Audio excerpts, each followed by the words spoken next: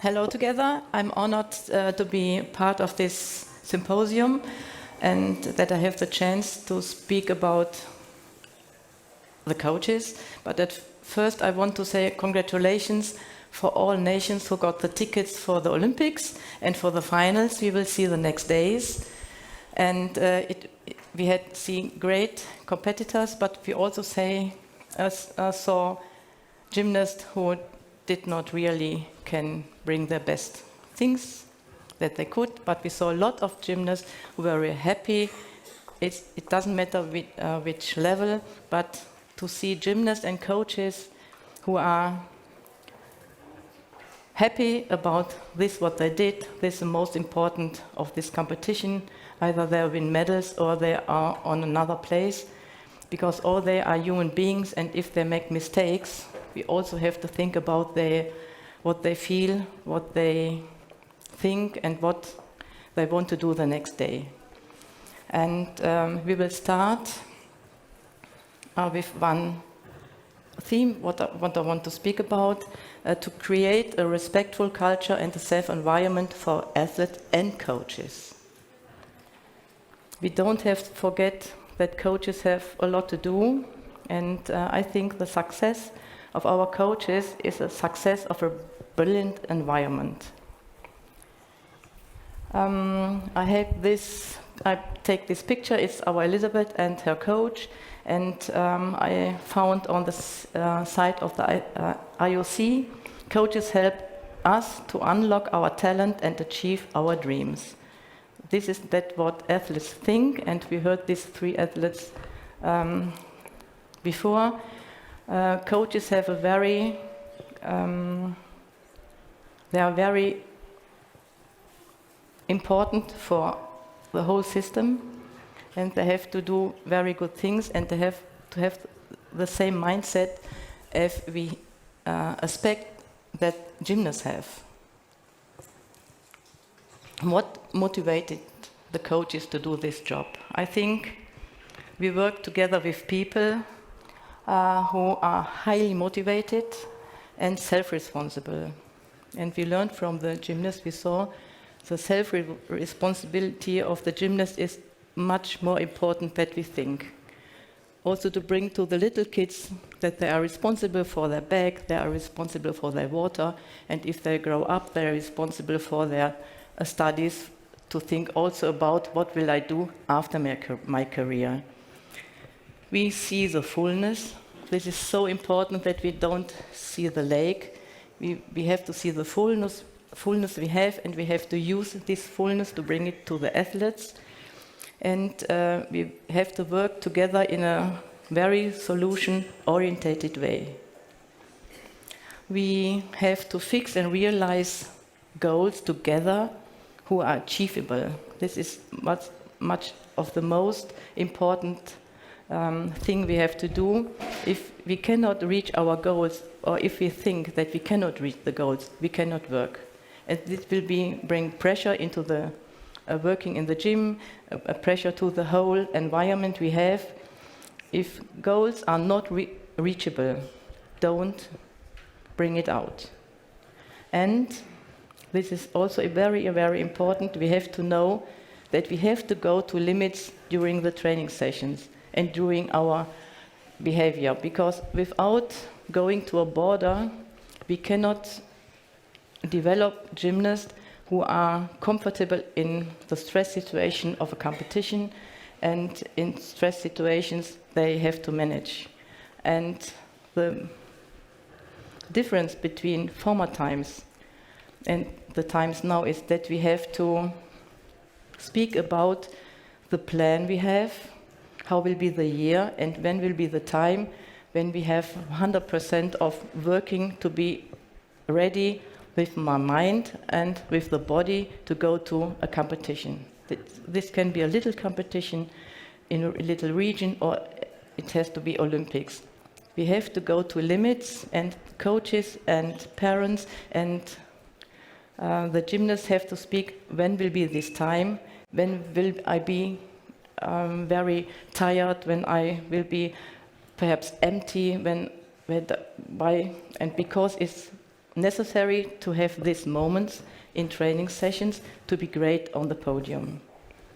And in former times, coaches and said, oh, this is the day, we have to make a lot of work, but now it's important that we speak with the gymnast about the periods in which we work, what we have to do, and when will be the competition period, when will be the period when I have to make a lot of conditioning, and this is not the best time in the life of a gymnast. And we have to communicate a lot with the gymnast and with the parents, why do we in this time these things. And we have to work in a team, like the gymnast said, we are all a big family, we are a team. We have to live solidarity and show each other respect. Not only the coaches to the gymnasts, but also the gymnasts to the coaches, but the whole federation, all these persons who are together have to show respect to each other. Which goals do we have to do?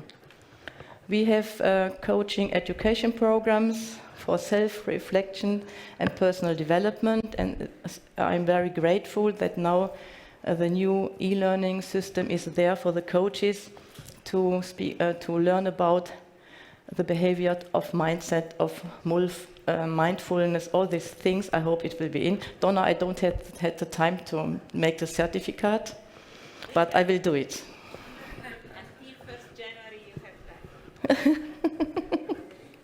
So then what a goal? Mentoring relationship is a great thing we have to put in every federation, to take experienced coaches to less experienced coaches to say, this is the way I did it, I make mistakes, and we have to allow to make mistakes also to young coaches, because they have to learn. If they don't work, they cannot make mistakes, and in my life I make a lot of mistakes. Sometimes I had not the best role models, because I was inexperienced, and also I learned that I have to say sorry, this was a wrong way to work in the gym, and I changed my behavior. And I know that I was ready to learn and to change my behavior, and I think every coach can do this. And we have to enforce coaches that the changement is possible. So we have provide coaches with tools to focus on personal development.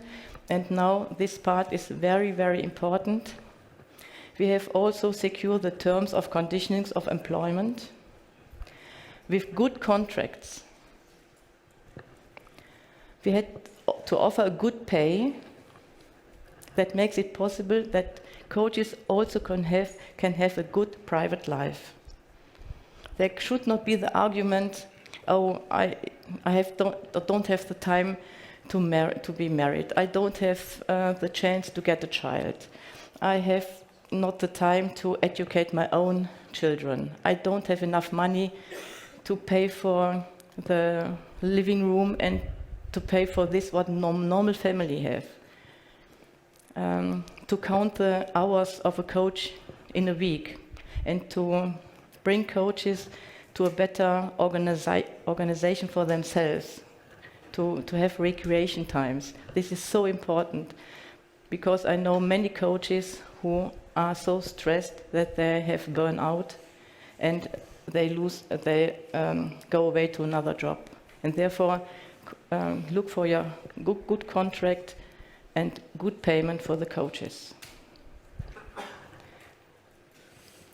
So we have to build up a culture of trust, because without trust each other, it's not possible to make a good work.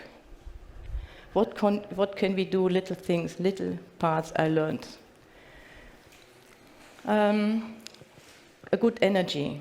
If you trust each other, everybody will full of energy to make the next step. It will bring health and well-being if you trust each other. It will bring up the intrinsic motivation of every person in the team. And I speak not only for the gymnast, I speak for the coaches and all the entourage which is around the gymnast. Bring this intrinsic engagement, and then you will have success.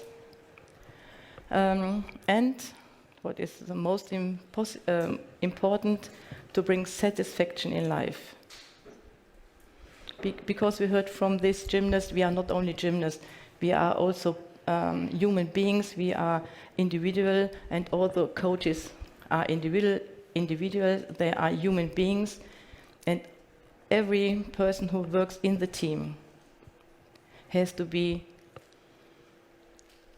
handled with a good culture, with respect, and with trust. How can we build up trust? First of all, see all the excellence everybody in the team can do. Coaches. If there is a medal winner, there's also a coach behind this medal winner. If there is a little gymnast who brings the first handstand, is also a coach there. But praise excellence every time of gymnasts and of coaches and also of our management who surround us. Then if you demand changement, it will be stressful. And we learned that this journey is very stressful for coaches because they are not sure, is my way the right way? Do I offer the right words? Do I handle my gymnasts in the right way? And they are stressed. And this stress in this moment went also to the young coaches we need for the future. And therefore it's this changement, we have to take the chance to change, that we show it's possible that we change, but it's stressful. It's also stressful for gymnasts if we see a little technical mistake, that they have to change the degrees and the swing, and they are stressed because, no, I did it every time like this, and I cannot change this technical thing. But we have to stress them also to change things. And also we are stressed about this journey, but we have to go it. Then create an open communication and encourage coaches to provide input to changement. Don't develop or give rules to the coaches without speaking with them. If you accept rules, you have to bring in all your ideas that everybody is content with these things. We make in our federation we make the big mistake that we send directly after our crisis the rules to the coaches. In this time I was one of the coaches, and I said this was the wrong way. You cannot put over rules to any group without to bring all the ideas together. So share all informations comprehensively. Don't let informations under the table or under carpet. Share it every time and encourage and support the development of coaches. If they make mistakes, okay, how can we make better this behavior? How can I help you? If we hear or see mistakes, speak with the persons. What can we do? What can we change? Mission statements. I want to bring some statements from German coaches. We brought together all the head coaches and junior national coaches together of the 4 Olympic sports with an external expert, and they developed 10 missions. They have 10 statements, and I was very impressed what they bring together. And it was a long time, nearly half a year. They came together, they discussed what are our mission, what can we bring together, what are we? And it's you can find it on our homepage, and the first is, they say, we are the key to success. And I bring you 2 examples what they want to say. Mission statement number 8, for example, we demand maximum performance and avoid excessive demands or take appropriate countermeasures. Peak performance require that we sometimes train close to the limit. We have a good feeling for our athletes, are in constant exchange, and if necessary, we make changes to our plans. This was Catalina also said, if I can speak with my coach, and because I'm not in a good shape, the coach has to change the plan. And we all have to change our plan if something doesn't work. And another statement, we also try to avoid overtraining ourselves, and only when we are healthy we can do our job or our work well. These are statements from the coaches of the German Federation. And also, number 10, we are proud to be a coach in the Olympic top sport in the DTB and the German Federation.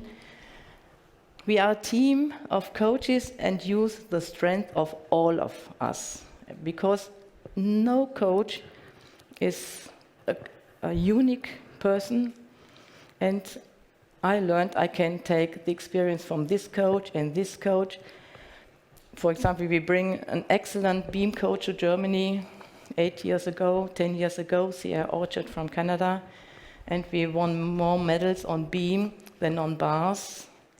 And because we work together, and as a head coach, for me was normal to take external experts and to respect what they can, because they helped us to be good, and all the coaches has to help each other and to respect each other to bring the team to the best results.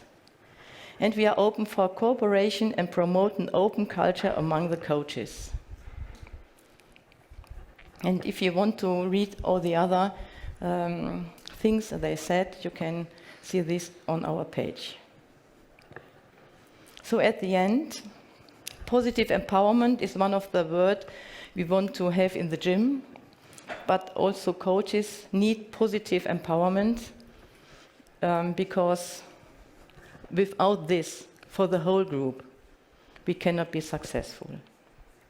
The goal must be to improve the strength of coaches and to use all their resources. And at the end, create a positive and appreciative climate. And at the end, I want to say, we have not to change our life, but we have to live the changement. And this is the end of my speech. Thank you. Good morning, everyone. I'm extremely honored and privileged to be able to participate in such amazing, very important symposium today. So I'd like to start by thanking FIG and also the Belgium Gymnastics Federation for making this event happen, and thank you very much for having me today. So my name is Hiroaki Sato. I'm a former personal coach of Kohei Uchimura, two-time Olympic champion, 6-time world champion. I'm currently acting as the head coach of the Japanese team in this World Championships. My current role and responsibilities as a national coach is obviously to make sure the athletes' best possible performance at the competitions, deliver great results. But I strongly believe that forming a respectful coach-athlete relationship is just as important as winning a medal. So this is my favorite quote by John Wooden. A good coach can change a game. A great coach can change a life. I certainly want to be the latter, so that I can give a positive influence on the gymnast's life. So I'd like to take this opportunity to share my personal experience with Uchimura, but not the time that I worked with Uchimura. It's more like the time we were coached and also inspired by our coach. So I started gymnastics when I was 5, and I met Uchimura when I was 10. So basically, we trained together. So when we were in high school, we had a very, very strict coach. His name is Takashi Kobayashi. He subsequently became an FIG Academy expert, and he gave me this significant impact on my life. So his training program was extremely hard, like painstakingly hard, like physical preparations and everything. So Uchimura and I didn't like him, to be honest. And we were reluctant to follow his instructions. And I must admit, when I was a high school student, I would often talk back to him. So I wasn't a good student. But many years later, I became a personal coach of Kohei Uchimura. In the beginning was taking off nicely, like winning all the competitions, like all Japan championships and national titles and everything. It was really good, but we did get presented with a lot of challenges. In 2017, the World Championships in Montreal, Uchimura had to withdraw from the competition due to ankle injury. So we had to deal with a lot of things, obviously the rehab, training, also the media, a lot of things. Disappointment, frustration, anxiety, self-doubt. So I questioned myself, am I capable enough to do this job? To be a personal coach of one of the greatest gymnasts? Soon after, I got a message from Kobayashi. I didn't really talk to him since I graduated from high school. But I got a message from him, and he said, how about Kohei's ankle?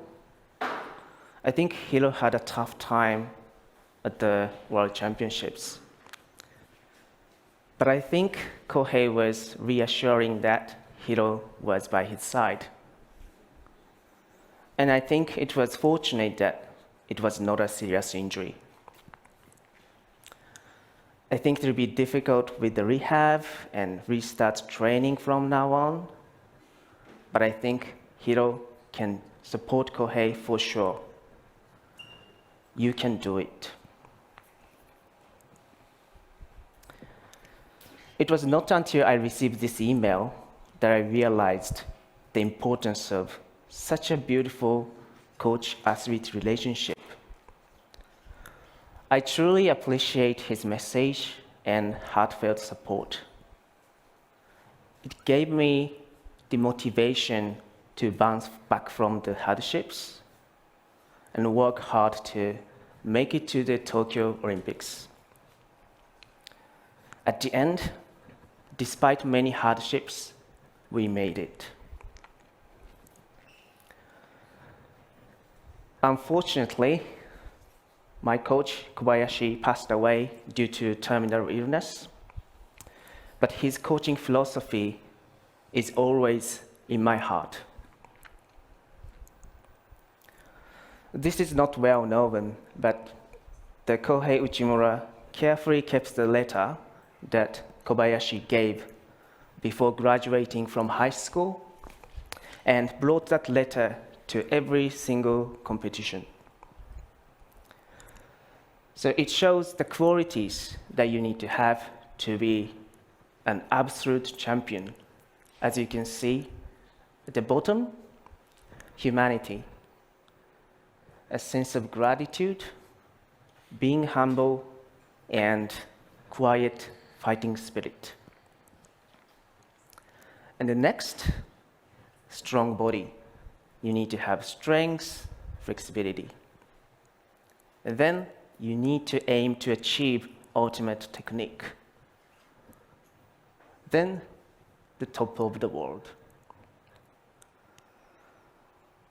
Uchimura clearly showed that he has every single element to be considered one of the greatest gymnasts of the time.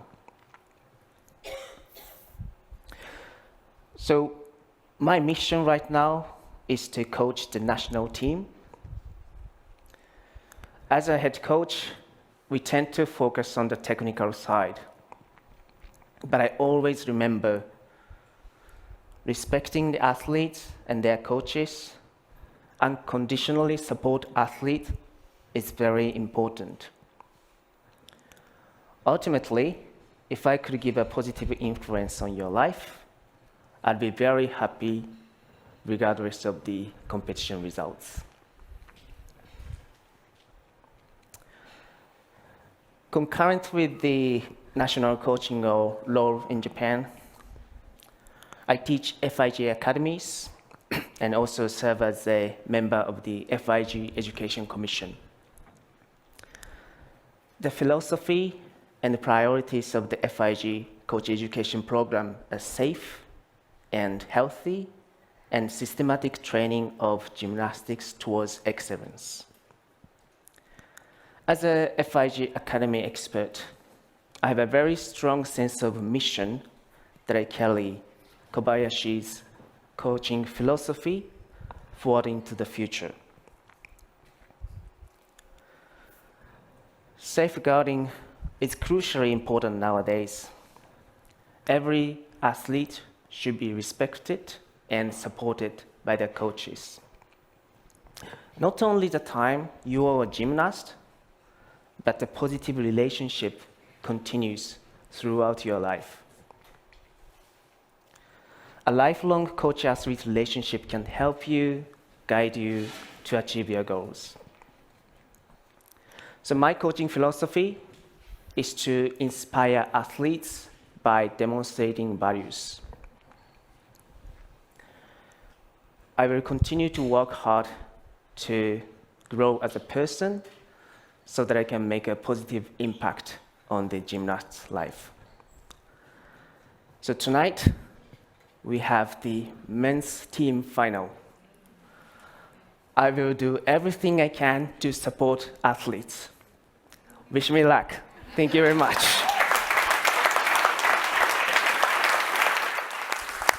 Both of you kind of talked about the fact that it doesn't, the results don't have to be the most important thing. You talked about wanting to inspire athletes and give them a happy life.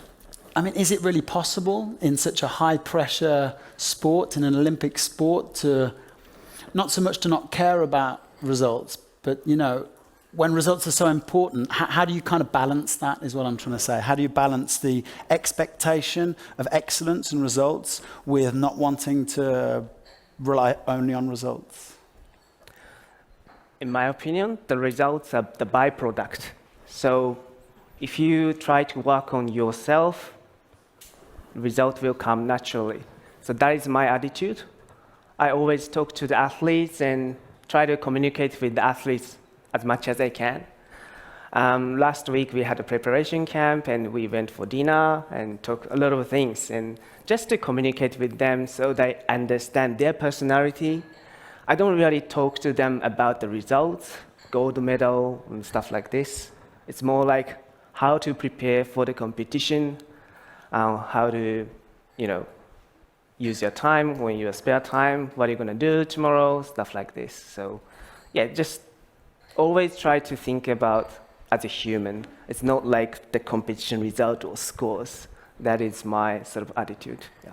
Very good. And would you agree with that, Ulla, or do you have a Yes. slightly different approach? Yes, and for me it was a good thing to see the preparation, the training, and are they able to bring this on the podium. And at my last period, I was only an observer during the competition, how the athlete can handle all the situations.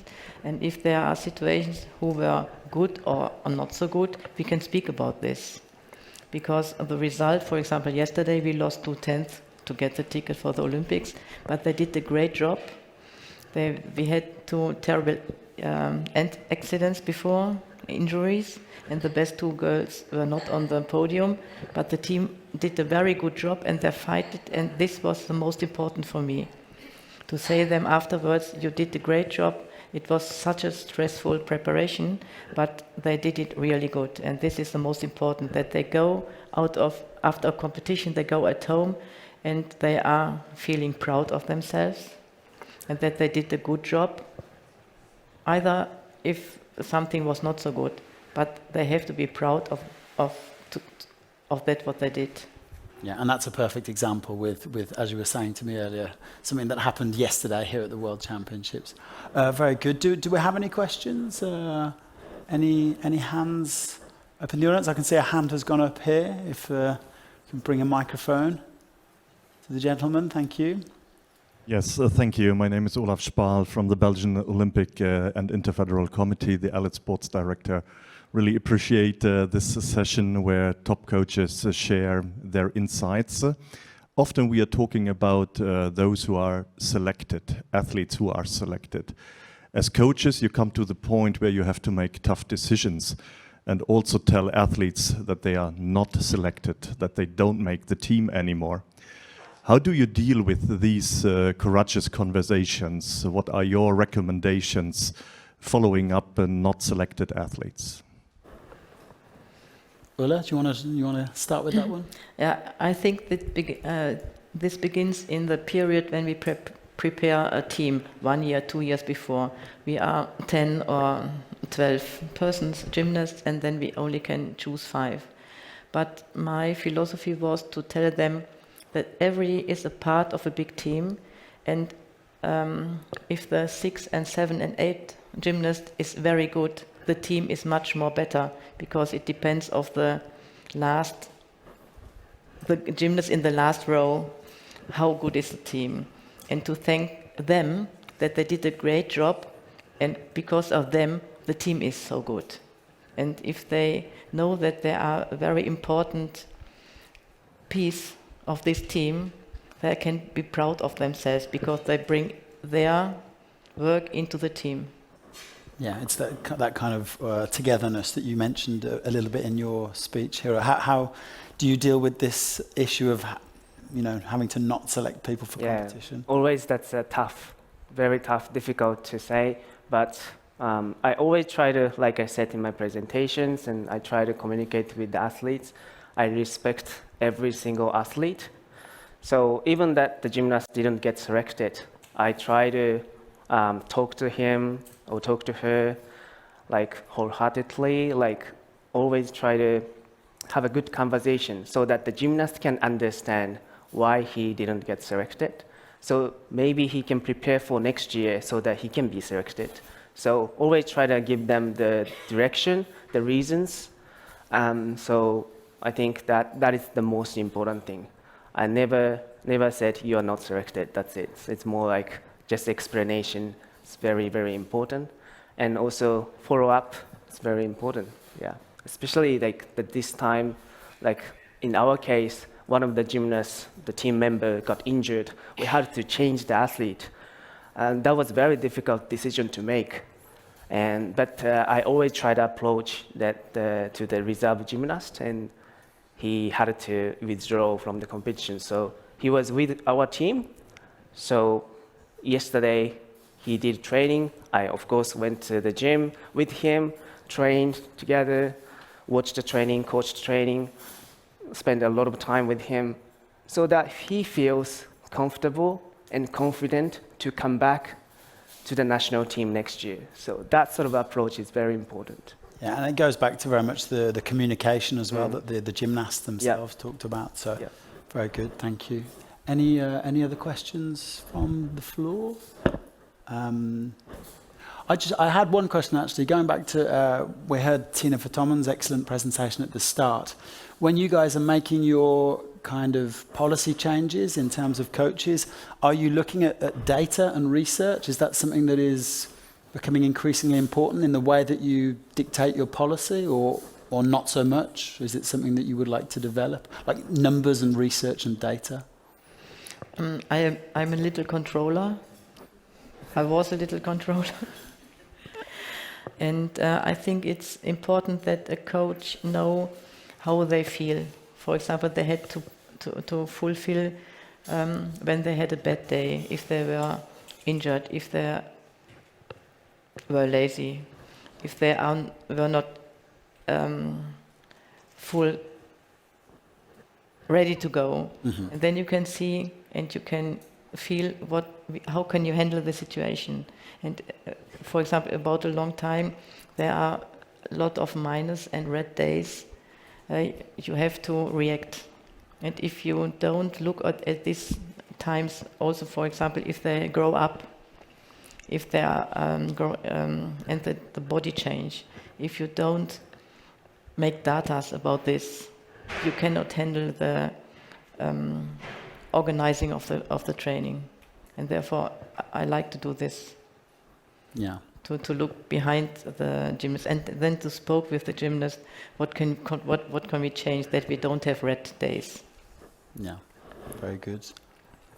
Yeah, so analyzing the data is very important, but in gymnastics, sometimes very difficult to quantify, obviously. And we can see the hit percentage, but sometimes it's very hard to see their mental conditions, physical conditions, fatigue level, stuff like this. So let's say the communication, I'd say repeatedly, I'm saying that I ask the gymnast their feelings so that I can take note. I always keep a diary. Back in like 2020 or like when I was coaching Koch Uchimura, I kept a diary, and the observation is very important so that I can analyze their condition, his condition. The one funny story that I can tell you is when he trains at the National Training Center with me, and when I looked at him, and in, for example, before Hiva, if he was like, that condition is really good, but he's so. Probably his mental state, physical state would be like 70 or 60%. And then if he does like this, definitely not. Something like he doesn't want to train or feel really bad, or definitely bad condition. So if I carefully watch the gymnast, start to understand their sort of feelings, and also I take note so that I can use that sort of data to the next training session or competition. So it's very interesting. Yeah, I guess that's a kind of intuition that's spending a great many hours together in the gym and developing. Yeah. Fantastic. Well, I think it's probably time. No more questions from the floor? Okay. Well, I'll just maybe ask you guys, as I've asked the other speakers, to give us a kind of takeaway message, just to kind of sum up your contribution here today. What would yours be, Ulla? Yeah, as I said in my... You already gave it, actually, didn't you? that coaches are the key to success. But success is not only the medal. Success is to develop a human being, a young person to an adult person who is self-determinated. And who is responsible for herself or for himself. This is my message. Perfect. And Hiro? Yeah, like I said in my presentation, I feel a sense of gratitude, being humble, always try to have a growth mindset to learn from you, and that sort of attitude is very important as a coach, and so that I can respect athletes. Yeah. Perfect. Hiroaki Sato, Ulla Koch, round of applause, please. Thank you very much, guys. Thank you for your time. And good luck. Thank you. And good luck for the... Thanks, and Thank good you. luck for this evening. Thank you. Fingers are crossed. Thank you very much.